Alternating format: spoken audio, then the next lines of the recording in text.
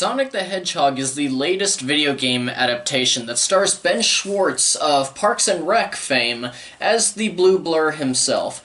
In this iteration, Sonic travels to our world because he's an alien in this one, I guess. I'll be honest, I don't know enough about the source material to say that he's not an alien, but I'm gonna assume that he's not naturally. But anyway, travels to our world and befriends a sheriff, and he enlists the help of the sheriff to get back home while the both of them are being hunted down by the megalomaniac Dr. Robotnik.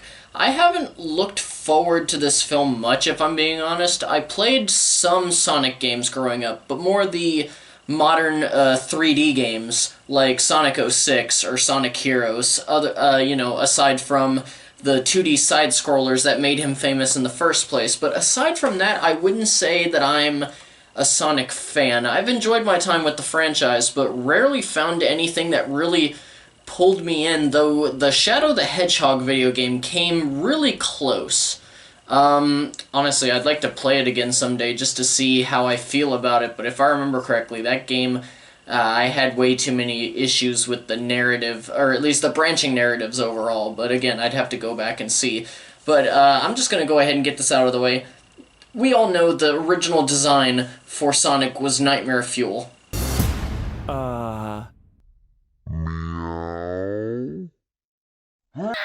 And the new design looks good, but the trailer that showed his updated look didn't look fully rendered yet, so I will see if they further improved on it between the release of that trailer and the release of this film. Now, am I happy that they changed the design?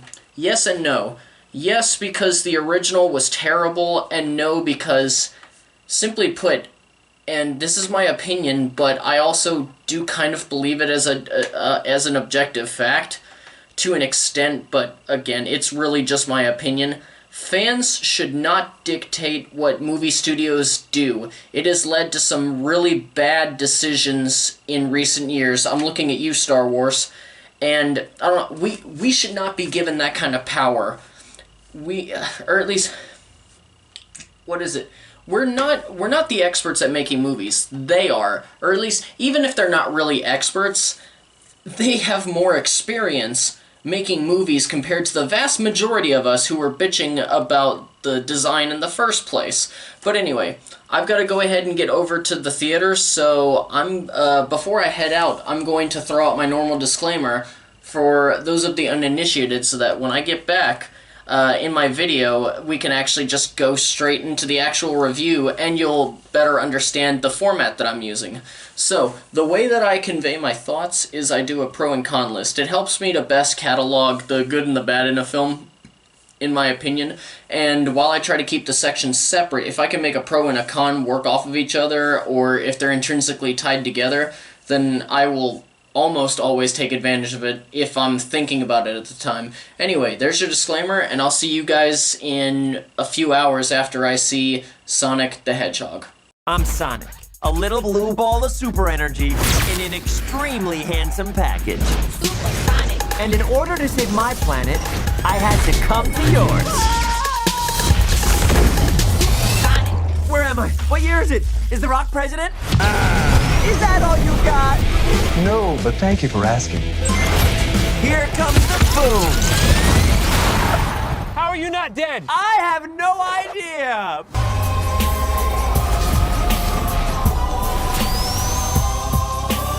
As far as Sonic as a character, he's pretty much what I'd expect, or what I'd expect from a video game adaptation of him, or at least what I would hope to expect. He's basically kind of a hyperactive teenager who is kind of witty and yet not at the same time, but it's kind of in a charming way. I would be very surprised if a more hardcore Sonic fan, compared to myself, left the movie disappointed, and the portrayal from Ben Schwartz was really, really good. I did find it odd before the movie came out that people were a bit perplexed and maybe even mad about Schwartz being chosen, but I think, and this is just from my own perspective, I think that maybe it's because maybe they've only seen him as John Ralphio in Parks and Rec, and maybe they maybe don't know that he's been doing voice acting since like 2007, 2008, so this is a wheelhouse for him, and he shows it in the film. He is a quintessential Sonic, and yet he was able to make the role his own, which was really nice. Now, naturally, I would not condone the cyberbullying that has been done on this film to like retool the design of Sonic. However, I will at least acknowledge that it's better than it's better than if what was left in there, or what was in there initially, was just there, because the film would have been way more unbearable with the old design. So yeah, this design is good, and honestly, he looks more cartoony, which happens to help with the tone of the film. That being said, the visuals are not all that great. Much of the time they are passable, but other times it goes into some really uncanny valley shit, and not just with the CGI Sonic. Some of Robotnik's robots, as well as the scenery, just didn't look right, and those moments took me out of the movie. For the human characters, let's first talk about Sonic's nemesis, Dr. Robotnik, played by the legendary Jim Carrey. I've loved Jim Carrey ever since I was a kid, thanks to movies like Ace Ventura, Liar Liar, and The Mask, just to name a few, and this is definitely the Jim Carrey that you remember from those movies. He is so over the top in this role, and you could tell that he's loving every single minute of it. This is the Jim Carrey that we, from the 90s that we all know and love. The ones that we knew way before he showed off his dramatic chops with films like The Truman Show and Eternal Sunshine of the Spotless Mind. But honestly, this is what we needed in this film. We needed a more colorful performance out of such a wacky villain as Eggman from the games, and really, it was nice to see him play another manic character, and at first I didn't know how to feel about it, but as I sat through the film, it felt more natural, and it felt good. And the other human characters actually weren't too bad. They served their purpose, and I even had fun watching James Marsden. His character was kind of goofy, and I actually kind of liked that. I was worried that I would feel the same way about them as I do the humans in the Transformers movies or other live-action CGI hybrids like the Smurfs, where the humans are just there and they don't really serve the story overall, but at the same time they take up so much of the screen time. But instead, they serve their narrative purpose and their comedic purpose, and the film stays pretty much Sonic-centric as it should be, and it works out. The main point of the film is just to be a fun, entertaining movie that all ages can watch, and I personally think it does the job well enough, and it doesn't feel like what you think of when you think of a standard family-friendly film that panders to kids, because it doesn't, and probably the best compliment that I can give the film, despite the fact that it has a very substandard and cliche beat-for-beat story that you'd expect from your standard family-friendly action film, that has no surprises from beginning to the start of the credits. Sorry, I had a brain fart in the middle. But the biggest compliment that I can give that kind of film is that it doesn't feel like a corporate film. You can feel the passion that was put into this film. They strived to make just a competent movie, and I don't think that they would have actually put in so much effort to redesigning Sonic if they didn't care. And with that, there are a couple more complaints on my part before I end this review. Do you guys remember how bad the product placement was in the Transformers series, or that Power Rangers movie that came out a couple of years ago? Well, in this movie we have the gratuitous and blatant product placement in this movie too, that is not executed well at all and just basically feels like a commercial each time it happens. But if I had to say which film it was closer to in that aspect of quality, I'd say it was closer to the level of Power Rangers rather than Transformers, which is, I guess, in itself a good thing, because Transformers was the worst when it came to that. But it still isn't good, but it's not the worst thing. Not the Transformers thing, but just the use of product placement in this movie. There's one extremely laughable scene where someone points at a laptop and shows off a Zillow webpage, which I never thought I'd see a Zillow ad in the middle of a movie.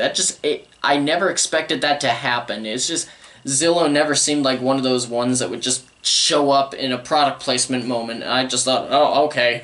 Okay, this is new. And then we had two big cringy references to Olive Garden, to the point where characters reference the fact that when you're there, you're family. And even one that unabashedly says, and I swear to God, I heard this on Facebook way too much, and even a friend of mine and Mallory's texted me, I think it was yesterday, sorry, my days get a little mixed up, but I'm pretty sure it was yesterday or really, really early today, I don't remember, but he asked me, he said, hey, have you seen the new Sonic movie? And I texted him back, no, I'm seeing it tomorrow because it's not coming to my theater until tomorrow.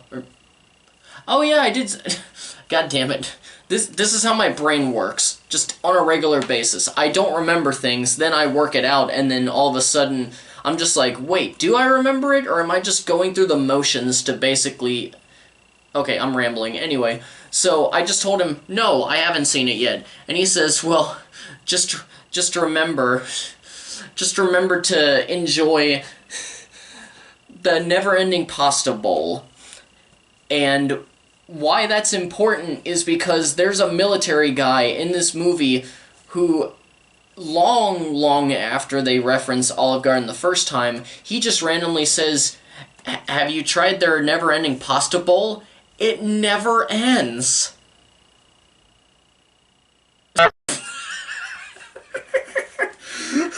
Oh, fuck me.